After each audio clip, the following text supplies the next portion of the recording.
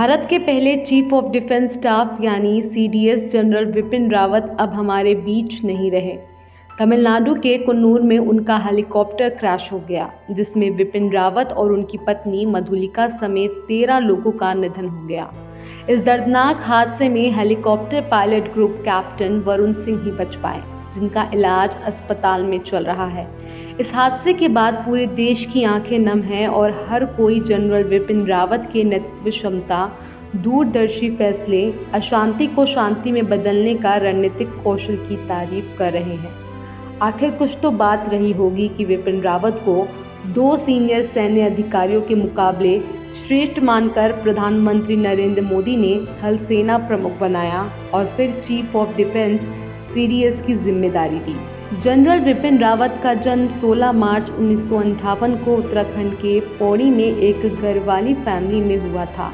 विपिन रावत ने 1978 में army join की थी और उन्होंने सेना में एक लेफ्टिनेंट होने से लेकर देश के पहले चीफ ऑफ डिफेंस स्टाफ तक का सफ़र तय किया। लेकिन रावत के सफ़र की शुरुआत ना 1978 में हुई थी और ना ही 1958 में। उनसे पहले उनके पिता और दादा भी सेना में ही थे।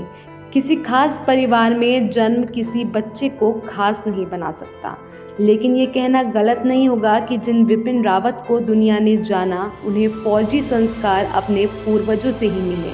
विपिन रावत के पिता लक्ष्मण सिंह लेफ्टिनेंट जनरल के पद से रिटायर हुए थे। वहीं लक्ष्मण सिंह के पिता यानी विपिन रावत के दादा भी सेना के सिपाही रह चुके थे।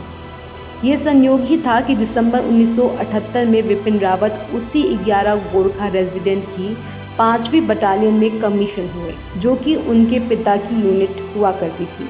सेना में कहा जाता है कि जवानों के धर्म और पंथ ही अफसर के धर्म और पंथ होते हैं। इस नाते जनरल विपिन रावत और उनके पिता लक्ष्मण सिंह रावत गोरखा अफसर थे। प्रधानमंत्री नरेंद्र मोदी ने 31 दिसंबर 2016 को भारतीय सेना के 26वें सेना प्रमुख के तौर पर जनरल विपिन रावत को चुना था। सेना प्रमुख रहते आतंक के खिलाफ जो कदम जाबाज जनरल विपिन रावत ने उठाए, वो ऐतिहासिक है। सरहद चीन से सटी हो या फिर सीमा पाकिस्तान से सटी हो या इलाका पूर्वोत्तर का हो, सुरक्षा के मसले पर जनरल विपिन रावत हमेशा हर चुनौती को पूरा करते रहे। यही कारण है कि जब देश में पहली बार चीफ ऑफ डिफेंस स्टाफ का चयन हुआ तो नाम जनरल विपिन रावत का चुना गया। 4 दशक से ज़्यादा लंबे सैन्य जीवन में उत्कृष्ट सैनिक, दूरदर्शी लीडर के तौर पर हमेशा जनरल रहे। यही कारण है कि कारगिल युद्ध के समय भारतीय सेनाओं के मध्य एकीकरण की समस्या दूर करने के लिए जिस चीज़ की ज़रूरत जताई गई, देश के लिए वो काम जनरल विपिन रावत ने ही संभाला।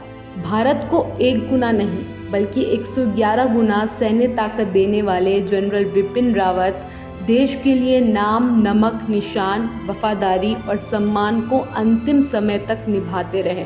समर के सिपाही से सरहदों के सेनापति तक की जिम्मेदारी उठाने वाले जाबाज जनरल विपिन रावत, आपको देश सैल्यूट करता है। जनता की आवाज YouTube चैनल को सब्सक्राइब करें और बेल आइकन जरूर दबाएं।